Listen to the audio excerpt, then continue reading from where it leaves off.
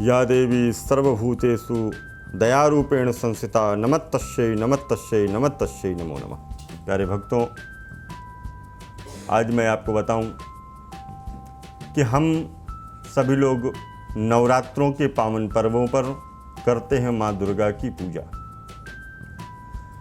कोई रोग यदि हमारे जीवन में है तो हम उस रोग को भी समाप्त कर सकते हैं नवरात्रों के दिनों में, क्योंकि माँ भगवती ने जब जब भक्तों के ऊपर कोई कष्ट हुआ है तब तब माँ ने कल्याण करने के लिए अनेक स्वरूपों को धारण किया।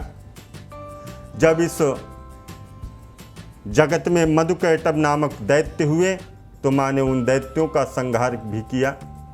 मधुकैटभ हंत्री चा चंडमुंड विनाशनीम सर्वासुर विनाशनीम चा सर्वदानव घातनीम सर्वशास्त्रमय सत्या सर्वाशास्त्र धारणीम अनेक शास्त्र हस्ता चा अनेक शास्त्र धारणीम कुमारी चैव कन्या चा कैशोरी युवती यति अप्रौणा चैव प्रौणा चा वृद्ध माता बलप्रदा। भगवती अपने भक्तों का कल्याण करने के लिए अनेक स्वरूपों को जब धारण कर लेती हैं तो माँ भगवती हमारे जीवन में उत्पन्न इस रोग का भी शमन कर दें। नवरात्र के प्रथम दिन से लेकर के नवरात्र के लास्ट के दिन अर्थात नवमी पर्यंत रात्रि तक 1.25 लाख मंत्र का जप कराएं। 1.25 लाख नहीं करा सकते अगर आपकी क्षमता नहीं है, आप 11,000 मंत्रों का जप करा लें। अगर उतनी भी क्षमता आपके पास में नहीं है, धन इत्यादि नहीं है, तो आप 100 मंत्रों का जप करा लें। और अगर इतना भी नहीं करा सकते तो स्वतः अपने आप माँ भगवती के इस मंत्र का आपको जप करना है और मंत्र शुद्ध होना चाहिए, क्योंकि जब तक मंत्र शुद्ध नहीं होगा तब तक वह मंत्र अपना पूर्ण रूप से प्रभाव आपके जीवन पे नहीं डाल पाएगा।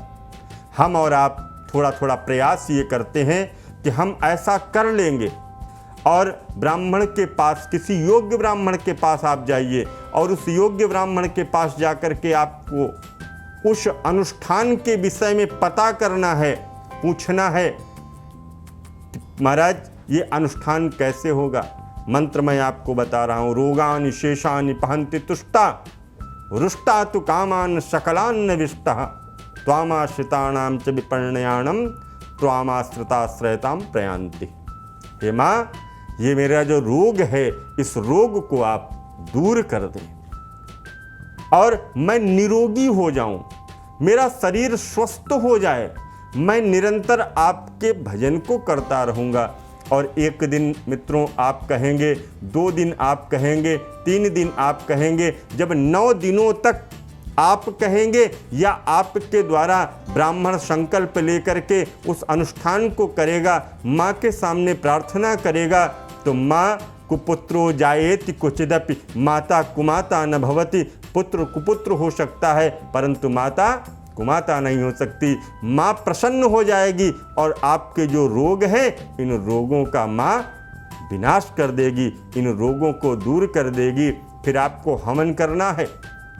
काली मिर्च, गन्ना, केला, पालक,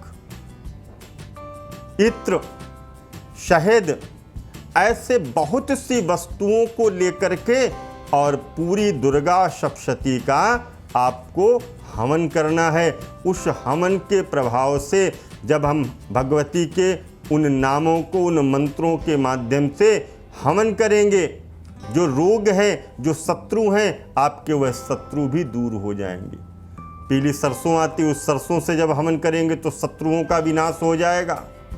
गन्ने से हवन करेंगे तो लक्ष्मी की प्राप्ति होगी, शरीर निरोगी हो जाएगा काली मिर्च के हवन करने से।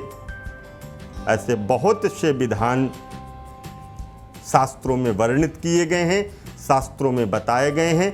इनका कभी कभी प्रयोग किया जाता है और हमारे वैदिक अनुष्ठान संस्थान के माध्यम से इसका अनवरत प्रयोग चलता रहता है। आप सभी किसी न किसी योग्य ब्राह्मण के द्वारा इसका शुभ मुहूर्त में अनुष्ठान कराएं, पूजन कराएं आपको लाभ की प्राप्ति होगी। और ये दुर्गा सप्तशती का ही मंत्र है। इस मंत्र से जब आप अनुष्ठान करेंगे तो आपको भी लाभ की प्राप्ति होगी। यह नवरात्रों में विशेष कृपा प्राप्त कराने के लिए है। इसी के साथ सभी को जय माता दी, जय मां गंगे।